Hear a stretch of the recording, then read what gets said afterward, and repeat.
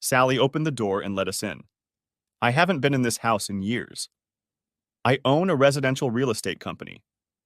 As part of that business, I occasionally buy houses to rent out. I handle the rental business, and the cleaning and maintenance is handled by staging.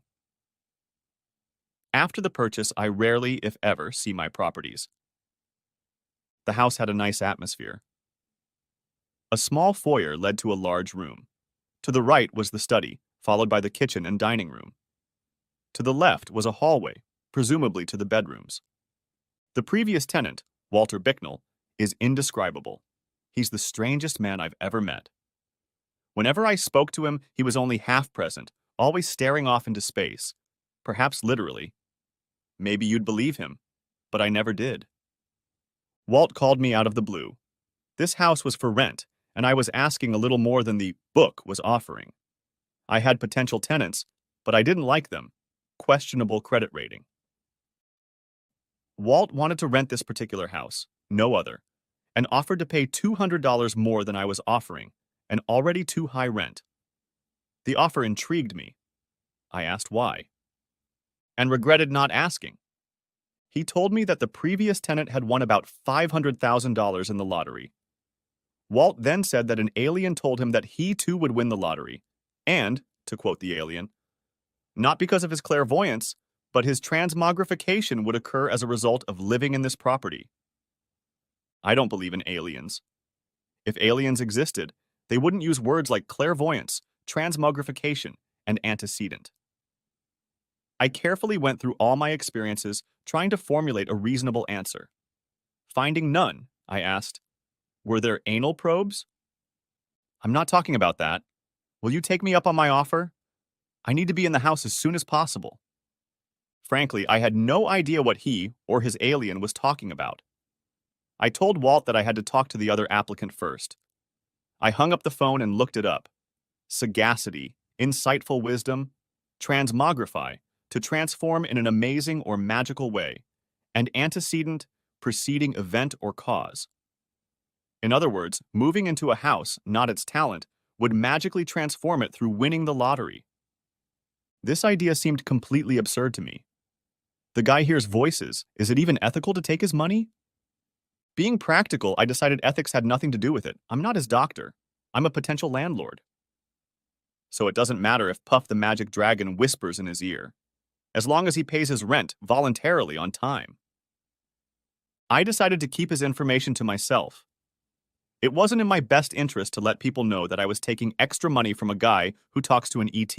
If everyone in the neighborhood got interested in some house with magical properties, it could backfire on me. Besides, I only had proof of the sesquipedalian's existence, not the real alien. And as I continued to look around the house, I was saddened.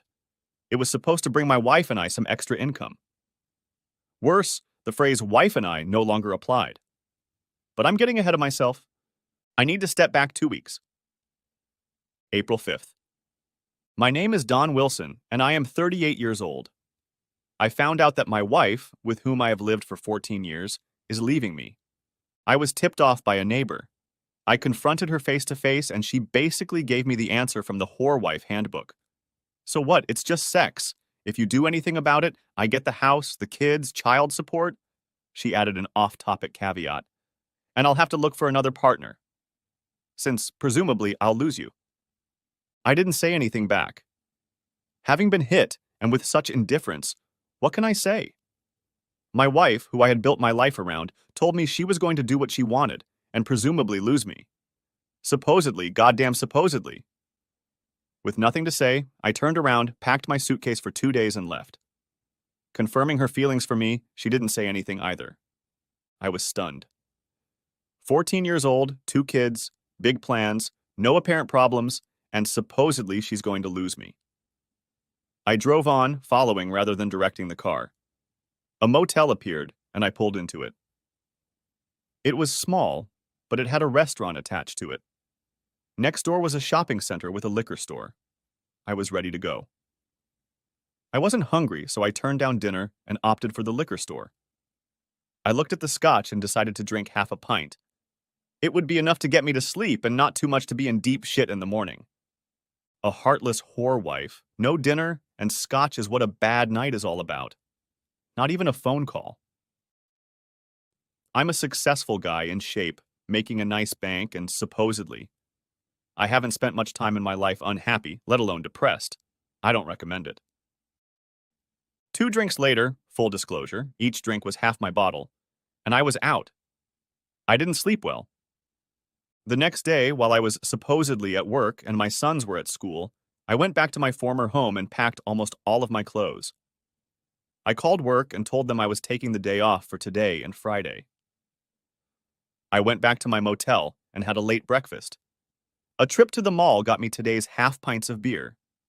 I decided scotch would be drunk before and after dinner. Where did I fail? I tried to think about our life, but I couldn't keep a single thought in my head. Instead, I thought about whether I should start drinking early. If I did, I'd have enough time to buy another half pint. How was it that everything we were doing had been reduced to supposedly? I wallowed in self-pity, the day passed, and it was time to go to dinner, after the first drink. I remembered that. I can't tell you what I ate before I went back to my room for a second drink and to check my phone. I kept my phone, my channel of communication with the world, turned off. There were no calls from work. That was good. There was nothing at all, which made me even more depressed. I turned it off again and went to bed. Friday, Saturday, and Sunday were like Groundhog Day. Repetition of despair, fighting the urge to choke on booze, inability to think, let alone think usefully, eating, buying half a pint of beer, drinking, eating, drinking, and sleeping. Monday came and I moved my first meal to an earlier time, went to work and stared at the computer. Quit time came, I went back to the motel, bought half a pint, etc. It was Wednesday. I was celebrating my 6th Groundhog Day when Walter Bicknell reappeared in my life. He came to the office and informed me that he was vacating my rental apartment, an even bigger disappointment. Walt was a great tenant. No noise, no complaints, from or about him, and he always paid his too high rent on time. He would smile, gleefully, and ask me, "Don't I want to know why?" The why question became the strangest, most impressive, and confusing moment of my life. It seems that Walt had won just over $26 million in the lottery on Saturday night. He handed me a check for 6 months' rent, said he would be leaving on the 21st, a week from Friday, and would let me know when he left. Maybe there really is some benevolent alien looking out for the people living in this house. I remembered that strange conversation and the almost mysterious way in which Walt had been informed of his impending victory. I still didn't believe it, but now how could I not? I could never think of an intelligent conversation with Walt. So, Walt, is the alien watching you or the house? He looked at me like I was an alien. What a strange thing to say. I have no idea what you're talking about. You offered to pay me more rent because the alien was going to guarantee you a lottery win if you lived in my house. Most ridiculous thing I've ever heard. I didn't say anything like that. I'll call you when I vacate the apartment. Have a nice day. Curious and even more curious. Lewis Carroll, Alice in Wonderland. An alien spoke to him. He has to rent my house, he pays more, wins, and now claims he knows nothing. Perhaps he fears public scorn if he won with the help of aliens. Worse, he may fear that outrage over alien interference will negate his victory. Equally curious is the timing. I'm living in a hole-in-the-wall motel and need a place to live, and then he shows up, pays me a down payment on my rent, and moves out of my house. Walt's visit was like an alarm clock. I wasn't living, I was just waiting. Waiting for what? It's been a week since I packed up and left, and I still haven't done anything. Well, nothing is an understatement. I endlessly reviewed the life of a loser, myself, ignored my sons, and drank scotch daily. The next day, I went to my former home and sat down with my boys, 12-year-old John and 10-year-old Tim. I explained to them that I wouldn't be living with them for a while. John wanted to know why. Tim just cried. I told them that these things happen and we would all have to learn to deal with it. I got them settled and left. On Friday, I went back to my former home and decided I shouldn't go in again. I rang the doorbell. My wife answered, "Oh, is that how it's going to be? I want to see my boys and pack up the rest of my things." Without talking to me once? You don't have any feelings for me anymore? Elaine, you told me you were going to have fun and that you were supposedly going to lose me. I can confirm that you have lost me. My feelings were neither solicited nor engaged. She wrinkled her nose. Okay, I admit my words weren't the best. With that, dear Elaine, I disagree. You framed the question. Your words reflected your feelings. When I heard those words, I knew how you felt and removed myself. My comment stopped her. I saw her pull herself together, but what went through her head didn't stop there. She walked away, mimicking Scarlett O'Hara. I'll think about it tomorrow. Tomorrow will be another day. The words divorce proceedings didn't elicit any reaction from her. I wonder if the divorce filing would trigger her. The weekend was different from Groundhog Day, but not by much. I knew I'd be moving out of the hotel, so I bought my 5th bottle of good whiskey. I thought the blue label and plan would chase away the depression. It didn't. Of course, I had no plan. The scotch, depression, and lack of good sleep got in the way of that. People change. Sometimes change happens slowly and builds up over time. But change doesn't happen just like that. There must be something fundamentally wrong with me. These thoughts kept me on my toes. Logic was trying to take over. Logic said there was nothing wrong with me, but there was something wrong with her. But the emotional argument always defeated logic. Anyone who thinks logic can defeat emotion has never been married. Depression is a terrible thing. I was in a dark place. I was doubting everything. Something was wrong with me, and since I had no idea what, I suspected everything. I didn't want to approach customers. I didn't want to help employees. I was unhappy, and I wanted to wallow in that unhappiness. If anything, it was worse than Groundhog Day, when I was practically numb and unaware of anything. Now I was in pain, and I was overwhelmed by that pain. Wednesday was amazing. I got a call on my cell phone before I left for work. Walt was vacating the apartment by noon. I called the apartment company and talked to Sally Wilson. She would meet me at the house at 1 p.m. and let me in. Next chapter, April 19th. So, here I am looking around my rental property that has become my new home. "Isn't it charming?" said Sally, going into rental agent mode. "Sally, I'm sorry, that's rude. I'm here because I'm divorcing my wife, and charm has nothing to do with it." "I'm sorry, do you need my help?" "Yes, but let me look around first. I apologize for being an ass." "I knew there were good reasons to be lonely," she said with a smile. I smiled back. "No big deal, nothing bad."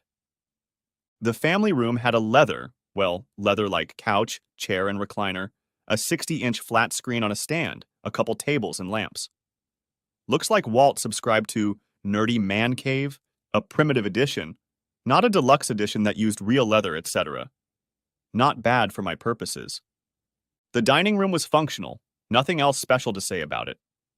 The kitchen had been updated before Walt moved in, and it looked good. The master bedroom was vacated. The other 2 bedrooms were awful. I had 2 of the 3 essential items, a flat screen and a microwave. I needed a bed. Sally shook her head. "Don, most of these things are pretty basic." "That's fine for the moment. I need a new bedroom set for me and the 2 smaller bedrooms." "How long will that take?" "Late tomorrow night. Do you want a nice bedroom?" "Sure, a typical one, the kind we use when we show a beautiful home. Modern, I don't want anything flashy." She paused to think, then said, "By Friday." I remembered my conversation with Sally. Because I'm divorcing my wife. To divorce her, I had to go to a lawyer and do everything he does. I could have done it by leaving the house. I had a law firm that I used for most of our house sales.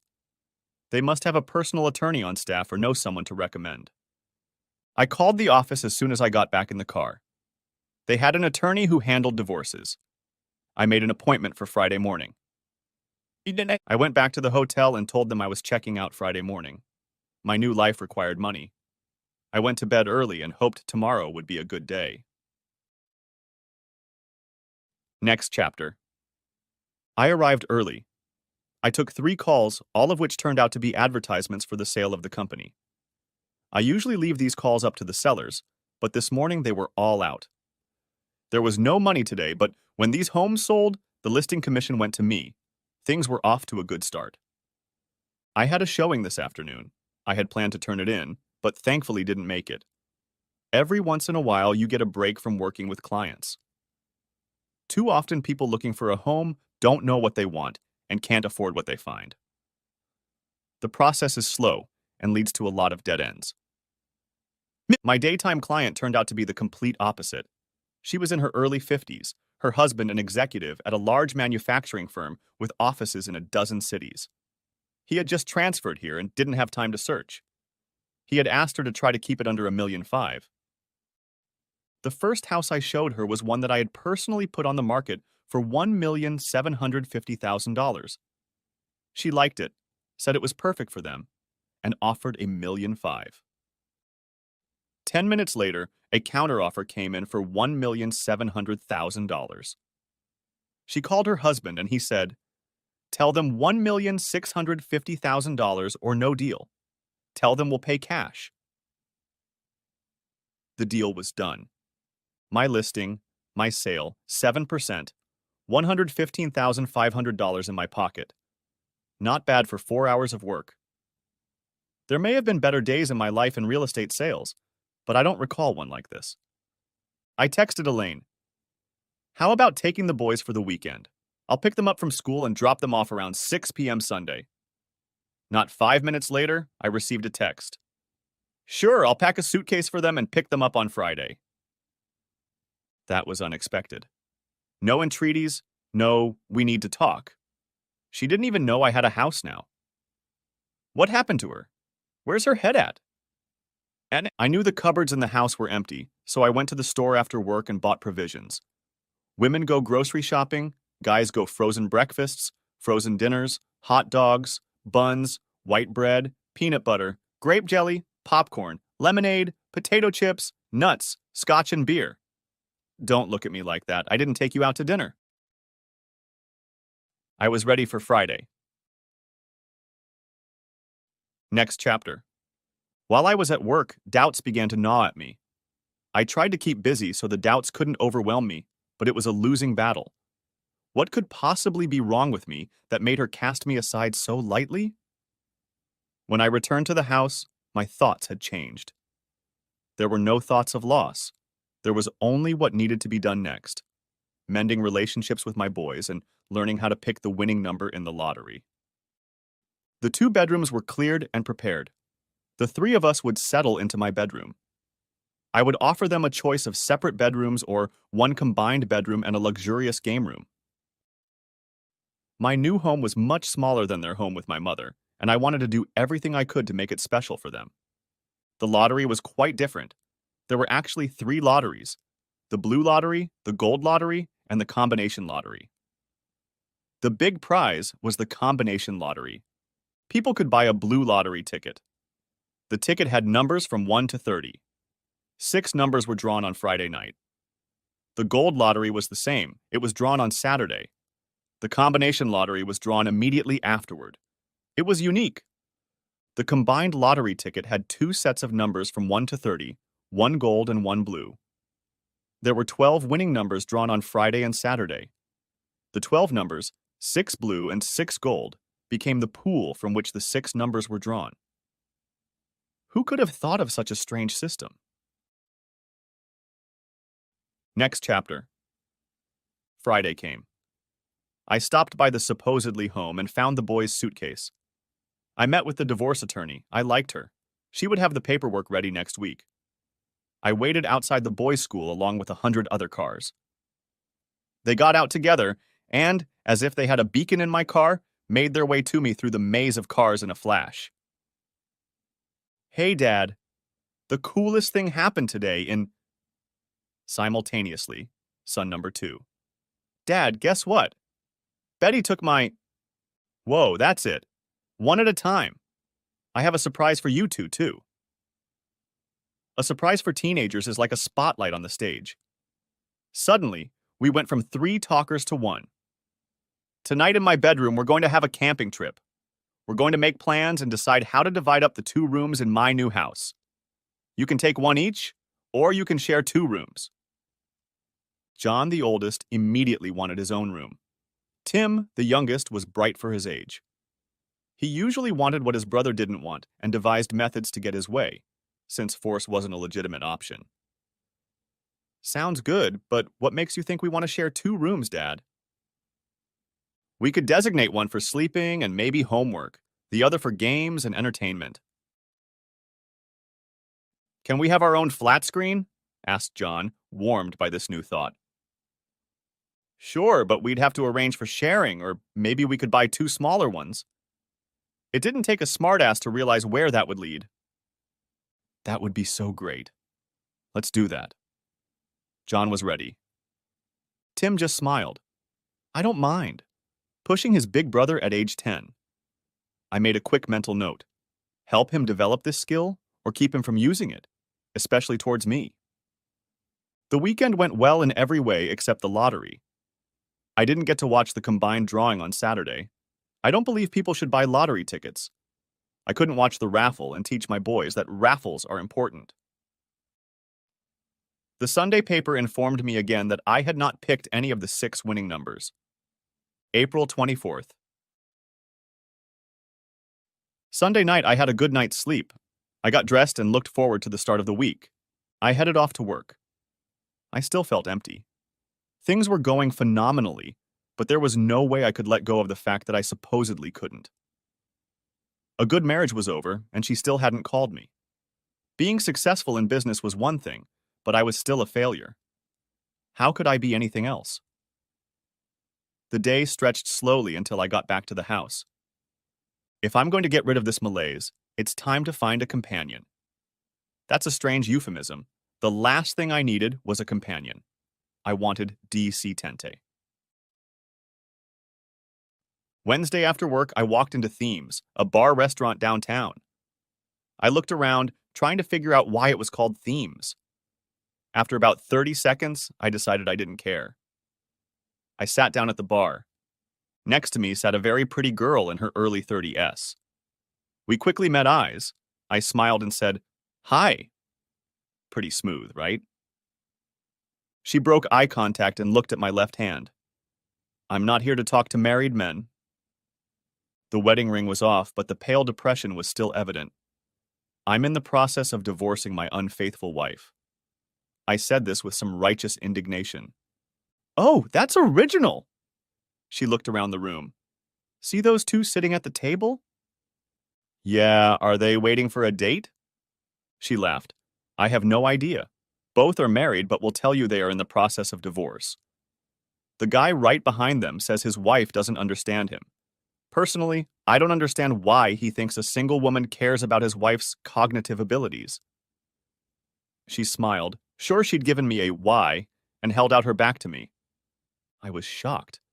Not from her awareness of the room, but from the fact that my first attempt to meet a woman had ended with a hi. I was glad it didn't bother me too much. I rubbed her shoulder. She flinched and slowly turned around. I smiled, not giving up hope. If you don't mind, we seem to be a little ahead of the crowd. Can I ask you a question? You're not going to show yourself to be a tightwad, are you? Her face wasn't so pretty when it reflected disgust. Her statement made me laugh. No, we've already had our moment. I was wondering, since you seem to be a keen observer, who comes in here. What are they looking for? This startled her. I think the same thing as last week. She offered, but not so much as an answer, but to get me to say more. I've been married for 14 years and have been single for a few weeks now. This is my first time in Tima. I chose it because I heard the people here are friendly. She pondered my statement. Sometimes they are. Well, some of us are. Themes is a place of loners. I don't see many people coming here to find a new or even first spouse. We come in here after work, chat, have fun, and sometimes go home with a partner. Fun? It was clear from my facial expression and tone that it didn't sound like fun. Sorry, that's an estimate. That's not what I meant. Her back straightened slightly, and the expression on her face I couldn't read. You're not the most likely client here. Themes isn't my life. This is where I come after work on Wednesdays. It seems to be where people who just want to blow off steam after work come here. At least on Wednesdays. I guess you're right. She laughed musically. I know I'm right. About what exactly? It's a little early in my bachelor life to explore the hidden meanings that will be revealed in theme. We laughed. I offered her a drink to her endeavors. We chatted about single life. After the drink, I stood up. The place was filling up. We smiled and said goodbye. I didn't ask her name or offer mine. It was only 40 minutes, but I learned a lot about getting back to life. I found a spark, a feeling to hold on to. I told myself it wasn't the companionship I needed. The problem was that I didn't believe it. In those few minutes, I learned to be shallow, aggressive, and never alone. Next chapter. Less than a week after Elaine was sued, my attorney received her response. It was very brief, assuring her that her interests had not been violated and asking that a settlement conference be scheduled in 2 weeks. There was still no conversation between us. I wasn't sure how I felt about it. I seemed indifferent, but surely there must be some emotion I was hiding from myself. If so, it's well hidden. How can there be such a thing? I don't know what most people would call places like Tima. I called them meat markets. I actually thought a good name for the bar would be dating market, but I suspect that's more suited to horny men than the general public. Meat markets are extremely efficient and effective. Some go there in search of a companion or partner, many as foreplay. The latter group can spot each other from 50 paces away. I found that I could go out 5 times a week, Sunday and Thursday were oddly slow nights, and get what I wanted. Guaranteed. With a one-night stand partner, it's simple. Thank you and see you soon. Optional. My relationship with the boys was impressive too. Their rooms fit together very well. The game room was 10x12 with two 43-inch screens in the corners on either side of the door. They also had laptops, tablets, phones, and controllers to control anything but a nuclear submarine. John sat in an office-type chair with a tray table across his arms. Tim had found a sack chair and was lying on it in poses accessible only to the littlest ones. They both wore headphones and enjoyed every minute they had to themselves. My only complaint? That I was wasting time and money on the lottery. It was confusing. It made no sense to me, and yet there were 2 winners in a row in the house. I did a lot of reading. The 3 draws made this lottery unique. People wrote about how to win. What I read said they didn't understand anything either. Next chapter. 2 weeks went by quickly. I went to the settlement conference with no idea what to expect. The meeting was in her attorney's office. He sat us down, gave us water coffee, and announced that Elaine preferred that he do the talking. I looked at her as I entered the room, and we both smiled meekly. When her lawyer told us that he would speak for her, I looked in her direction again, and she just nodded, confirming his words. I guess she's going to play it out all the way to the end. I recognized that would suit us just fine. Her attorney demanded primary custody, free visitation, and a 50-50 division of property. Child support and maintenance by formula. Since she didn't want anything extra, they assumed we would agree and the ordeal would end painlessly. My attorney asked about our house. She mumbled something about Elaine, and the kids would live there and I would pay for it. Elaine was suddenly different. Aggressive. That was the first emotion I saw from her. It occurred to me that my depression had come and gone. I didn't care that she was aggressive. Her problems were her problems. My attorney got things pointed in the right direction again, and we came to an agreement. The weeks flew by unnoticed. The notches on my pole increased accordingly. I had to change my lifestyle. June 13th. Life was good? No. Even better. Well, except for the lottery. Who knows? Maybe next week. Tomorrow's the day. It's the last day in court for my divorce petition. Since everything was agreed upon, I didn't need to attend, but I planned to do so anyway. I showed up at 9:55 and was surprised to see Elaine waiting for me at the door. "I'm sorry about this, Dawn," she said without remorse. "Me too," I said, realizing I sounded no more sincere than she did. We walked into the courtroom together and took our seats. Both lawyers appeared at the same time. From where? I had no idea. The judge walked in, said a few words, banged the gavel and said the divorce would be final in 90 days. I turned to my attorney and shook her hand. I looked at her, but Elaine had already left. Just like that, it was over. What an amazing transformation. A happily married man, then a barely functioning, depressed married man, a happy single guy wondering if perhaps I was tired of all the fun. I should be feeling remorse, but I couldn't find it. 10 weeks in, and there was nothing left of 14 years of marriage. Nothing, including any emotion on Elaine's part or mine. It had been a glorious day. Once outside, I wondered whether to go to the office or just enjoy the day. To my surprise, at least for me, I decided I wanted to go inside and rethink my lifestyle. There has to be some kind of limit, and in my humble opinion, I had reached it. As I sat down in my leather-covered chair, I began to contemplate the changes ahead. The joint custody agreement meant I would be home more often. Funny, it used to be home, and now it was suddenly home. Home is better when there are two parents. I had to make this my new priority. What do I do? What should I do? I didn't have to think long. Some of these come as foreplay. I knew how to recognize them. So, simple deduction. Ignore the ones you were looking for and focus on others. Stop being superficial. Start being yourself. No point in wasting time. I'd go tomorrow, after work. June 14th. I walked into Themes. I was hesitant to come here, since it's more of a loner's place. Oddly, I thought it would be easier to spot those looking for a partner. Behind the bar, in the same spot where I'd met the mystery woman when I'd first come here, sat a pretty red-headed girl who was definitely not a four-player. She looked as unkempt as anyone I'd seen during my many visits.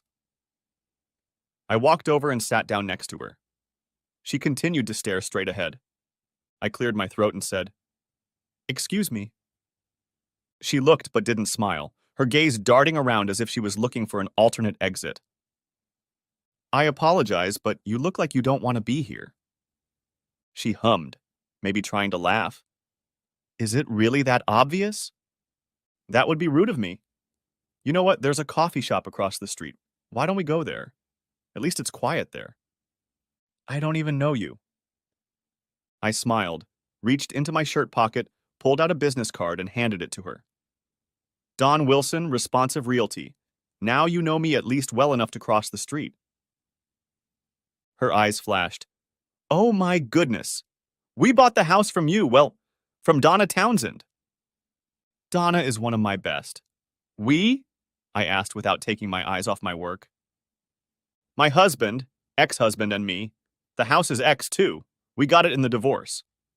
"And you?" "Grace Baldwin. When we worked with Donna, it was Mr. and Mrs. Jack Wyndham." "Well, Grace, you shouldn't be here. We have a bit of a past in common. It's safe to cross the street. I suggest you take your chances." She did. I shared my story and she relaxed. A similar situation, I thought. She sighed. "Jack and I were married for 6 years. We divorced almost 2 years ago. We were going to have our first child when I was 30. I'm 32 now. But there was no way the time was right for him. One day he told me he wanted a divorce because he had fallen in love with another woman. It turned out it was his secretary who was pregnant." "I'm surprised you're still single." "To tell you the truth, I've been asked out on dates, but I've only gone on 2. I was in love and he left me well, for much less if I may say so. It shocked me. There must be something wrong with me." I smiled. Like when your wife said she was planning to have lovers and supposedly lost you. That was the first smile I saw from her. I swore I'd make time to see more of them. Then she made a thoughtful look and said, "You know, how long did it take you to get over it?" Surprisingly, I was thinking about it today. I was depressed for a couple weeks and then, amazingly, things started to change. The first night of that change, I was sitting right here, well right here in Tima, in the same spot, I said, pointing back across the street. A lively conversation ensued. She offered, "My friends keep telling me I should leave the house, and I still don't leave. But when I drove by here tonight, I had a feeling that I should go in. When I got there, I couldn't figure out why." I bit my tongue to keep from saying, "Gee, how you got out of it, who would have thought?" Instead, I said, "The why is my luck. I've had a lot of it lately." "The fact that I decided to give up tonight has to do with your luck?" She half smiled. "You're here and it's my luck, and you say it isn't?" We talked and joked and generally enjoyed each other's company. I looked at my watch. It was approaching 7:30 p.m. "Why don't we go out to dinner?" "Oh, that would be great. I'm starving. I just haven't had time to think about it." There were 3 pretty good places within walking distance. I called 2. The first didn't have any tables available, but the second one would accommodate us right away. As we walked, I asked her out for Saturday night, and she accepted. We were at the restaurant 5 minutes after the call. "Are you working?" I realized that I was doing most of the talking. I'm good at it. I feel at ease around people and find I can put them at ease. Grace needed to be reassured. "I'm working. I run a group that develops drugs to help people suffering from age-related changes." "What kind of education do you have?" "I have an advanced degree in biochemistry and gerontology." "Wow, you seem to be—" "Stop it, Buster. I'm just an ordinary girl." She said this with great force, then stopped talking and said, "One of the demons who visits me regularly says hubby left with the secretary because I was too smart." I hit a nerve. "I'm sorry," I said seriously. "I just wanted to say that you're impressive. I like impressive things. I know those demons, though." I paused. I needed to say more. "People are different, you know. I'm curious. I like to learn. I don't consider myself the smartest person in the room. I'm someone who likes to get to know people and help them. That's why I'm in sales, and if I may be so immodest, I'm damn good at it." This prompted another conversation. I asked her about how she became interested in something so technical. I was mesmerized by her answers. The more curious I became, the more she wanted to tell me about herself.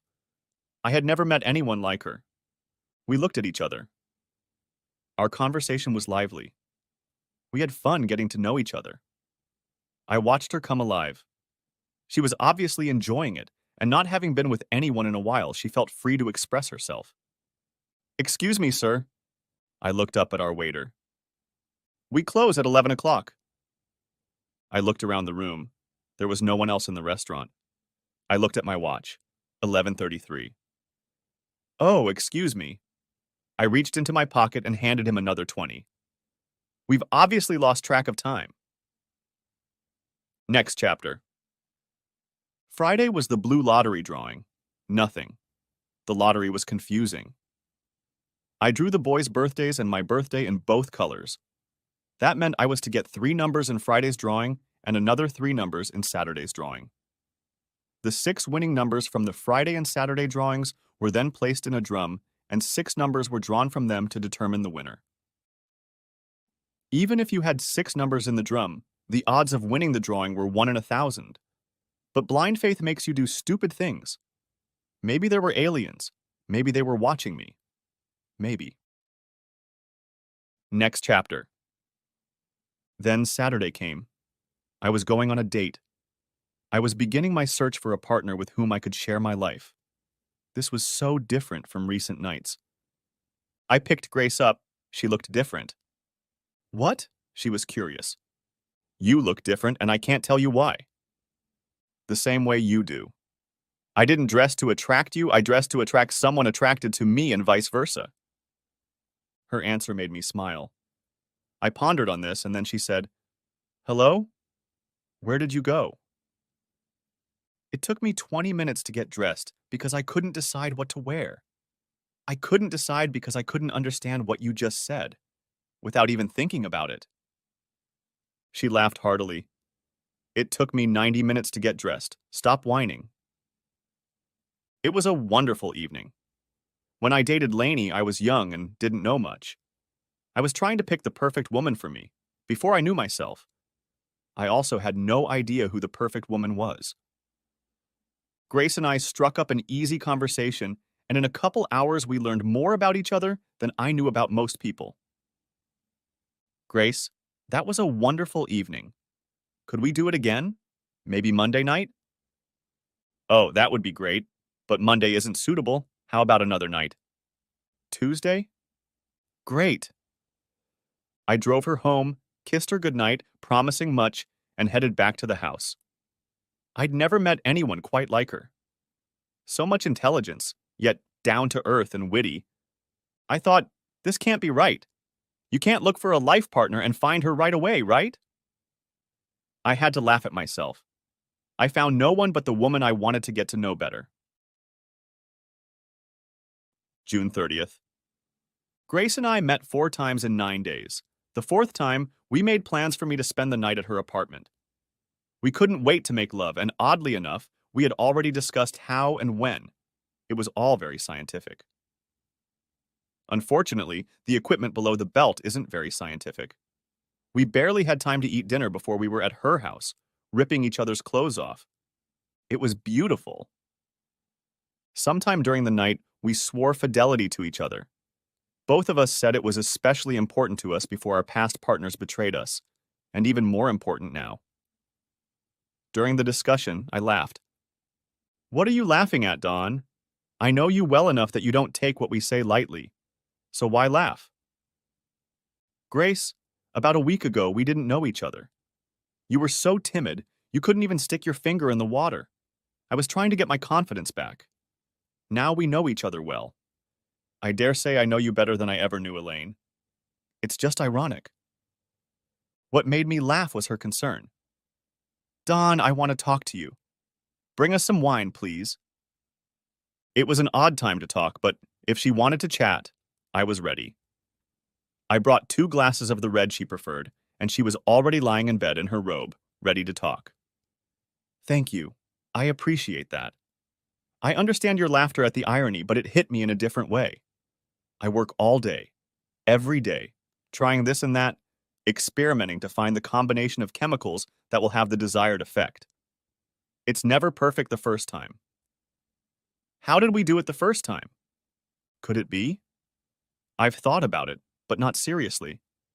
How could aliens be serious? Grace, I'm sorry. This is a little weird, but it's true, and I know I have to tell you." I told about the 2 tenants and their lottery winnings, the affirmation and then denial of the existence of helpful aliens, and how my mood changed when I entered the house. I went on to describe what my next steps were in terms of correspondence. Maybe there are times now where hooking up is easier than in the past, but no one is as lucky as I was. Then I decided I wanted to find a life partner, and I found her right where I started my ego rebuilding. How is that possible? Now she was smiling. What a wonderful story. I grinned and said, "Well, not so marvelous. I bought all those tickets and haven't won the lottery yet." She fake frowned. "You could be a little more romantic." It hit me. How did I not notice that? I won the lottery. Against tremendous odds, I drew the only winner. She took off her robe. I discovered it was all she was wearing. "That's better. Come get your prize. It's given out in installments." Once again, the lovemaking was beautiful. As we drifted into sleep, I murmured, "I'll save a fortune by not buying those stupid lottery tickets." That elicited a contented cooing, and we fell asleep. Next chapter. The subject came up from time to time. How could it not? Our beliefs were similar. It was too coincidental to ignore, and there was no way it could be anything other than coincidence. We liked Star Wars as much as anyone else, but the possibility that the Skywalkers were using the Force on our behalf didn't merit serious discussion. The following 4th of July weekend, Grace and I were trying to decide how we should introduce her to the boys. We both agreed that since my divorce wasn't final, whatever we were going to do should be over before they went to bed. We decided to spend the day at the house, barbecue, etc. Planning a family event with a scientist is different than planning with a home seller. She was concerned with the details, while I was unaware of the existence of details. But we met each other's needs, and her introduction to the boys took place. July 4th. Grace knocked on the door and John answered. Tim and I kept up. Hello, my name is Grace and you must be John. He extended his hand for a shake and said politely, It's a pleasure to meet you. Tim said, Hi, too, and we all sat down in the living room. Boys, I wanted you to have a chance to get to know Grace and for her to get to know you. You know we talked about all this last night, but the first thing we want to do is just hang out and get to know each other a little. Are you going to take my mommy's place? Asked Tim, his tone at least curious rather than threatening. Grace stood up, walked over to where Tim was sitting and knelt down to be face to face with him. No, Tim, it isn't. But it's the most important question you could ask. Your mom is your mom. No one can replace her. But I think you might be interested in learning about Dad and me. Am I right? Tim only nodded. Well, we don't know right now.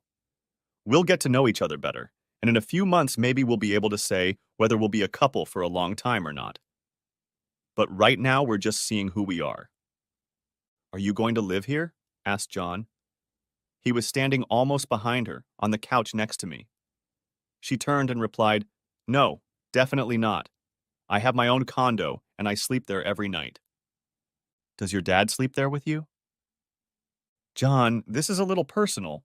I think you feel threatened by Grace, is that right? Well, yes, I want you and Mom to be together again. I want things to be like they were before.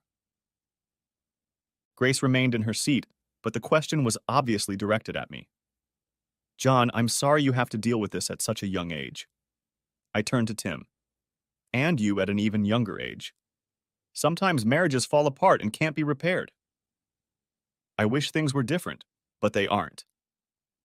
Your mom and I spent wonderful years together. We have 2 wonderful sons that we both adore, but we won't be together as a family anymore. We all fell silent. Grace decided to break the silence. John, your father and I, wanted all 4 of us together at the beginning of our relationship. I've only known your father for 16 days. We like each other very much. But if we want them to develop, it's important to all 4 of us that you and your brother get to know me and hopefully like me. John squinted, looking at her, and honestly, it made me a little nervous. Apparently, he was sizing her up. The squint was replaced with a smile. I like that. I can tell you're serious about what you're saying. You want me to like you? Grace must have been tired of kneeling. She was wearing shorts and sandals, and I bet the carpet was starting to bore her. She lowered herself onto one hip, tucking her heels behind her, and continued to look John straight in the eye. You make me very happy, John. I want you to have a chance to get to know me. She turned and looked at Tim. The same goes for you, Tim. I looked at my watch exaggeratedly carefully. Gee, it's noon. How about some grilled hamburgers and corn on the cob? That was the end of the introductions, and we continued on with our day. Next chapter. It was a strange novel, I thought. Weird in the sense that we both realized how quickly we had found a spark after being in so much pain. We both wanted to avoid that kind of pain more than we wanted to find romance. Often we joked that we were brought together by Martians, so it was okay. We laughed, but it was like I was buying lottery tickets. I didn't believe it was true, but why not buy them? Just in case. Don, this is weird. We joked that some kind of alien intervention brought us together. It all seems ridiculous to me. And yet, When I wonder if things are happening too fast, that ridiculous thought comes to mind and brings me comfort. I'm the same way. What amuses me is that I've stopped buying lottery tickets because I figure we're my prize. I smiled warmly, but she knew I wasn't flirting with her. I was telling my truth. Neither of us believed it, but September 9th. Time had run its course. We were real. Neither of us doubted it. We started talking about when we would get married, even before I proposed to her. During that first conversation, I told her that I had to propose to her and that she would get it soon. I gave her a surprise ring the next time we were together. She liked the ring, and we agreed that she would not wear it until September 16th when the divorce was final. We spent more and more time together. We often involved the boys. That relationship was growing too. Surprisingly, Elaine either didn't notice it or didn't care. She and Grace met a couple times when we brought the boys back to or from my former home, and Elaine was as friendly as if she had been introduced to a stranger at the grocery store. And then, "Hi, Tim. How are you?" "Mom died." He almost screamed. "Wow, what happened?" "She's lying at the bottom of the stairs. She's just lying there." "Tim, touch her face. Is it warm?" "Yes, it's hot." "Good, she's just unconscious. I'm going to go get help. You stay by the phone and wait for the call, okay?" We disconnected and I ran to my car, dialing 911 as I went. I told them what I knew and asked them to call Tim and tell him if he needed to do anything. I warned that he was only 10 years old, but he seemed to be holding his own. By the time I was done with the emergency call, I was on my way to Elaine's. Too fast. It was amazing that I made it in time. What amazed me even more was that I arrived a few minutes after the ambulance. The front door was open and two medics were rolling a stretcher toward the house. I walked through the door and there was another medic kneeling beside Elaine and shouting her name. There was medical paraphernalia all around her. It looked like he had given her an injection and was preparing to give her CPR. "Tim, where are you, buddy?" I asked him to wait in that room. The EMT pointed to the family room door. At the same time, Tim ran up to me. I picked him up and hugged him like he was a 4 or 5-year-old boy. "It's okay." I looked over, and the ER doctor was gently shaking Elaine's hand. He kept calling her name. Suddenly, she coughed and tried to open her eyes. I couldn't tell if she opened them, but then the other EMTs came over and the three of them moved her onto a stretcher, lifted her up and started rolling her toward the ambulance. "What hospital?" I asked. "County." "Is she okay?" "I think she's going to make it." With those words, they got into the ambulance and headed off. End of part 1. Part the 2nd of May be coming out in 12 hours. Write in the comments if you're waiting for it. Also, give a like under this video and subscribe to my channel. I hope you enjoyed this video.